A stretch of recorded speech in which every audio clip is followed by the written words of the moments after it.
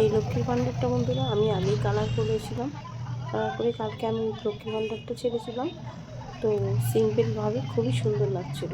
এখন আমার মনটা একটু লাগছে একটু ডিজাইন করি, তাই হালকা করে একটু ডিজাইন করতে এসেছি। আবার দেখো সুন্দর লাগছে, কিন্তু খারাপ লাগছে না। অল্প ডিজাইন টিকটক, কিন্তু খুবই ভালো লাগছে আমার নিজস্ব। এইটা আমি একটা কানে দেওয়ার তুলি আছে না, ওইটার সাহায্যে বানাচ্ছি। তো হয়ে যাচ্ছে তুলি ছাড়া। এই সিম্পল ছিল সেটা এক ধরনের সুন্দর, আর একটু ডিজাইন করে দিতে এটা আর এক ধরনের সুন্দর লাগছে। আমার তো খুবই ভালো লাগছে এইটা। এবার তোমাদের কেমন লাগে সেটা তোমরা আমাকে কমেন্ট করে বলবে। শুধু টিপটপ ডিজাইন আছে, বিশেষ কিছুই নেই। তাতেই দেখো এই লক্ষ্মীর ভাণ্ডারটা দারুণভাবে ভালো লাগছে। আমার পছন্দের জিনিসটা আমি বারবার বলছি, একই কথা বলা হয়ে যাচ্ছে বারবার, কিন্তু খুবই অপূর্ব হয়েছে।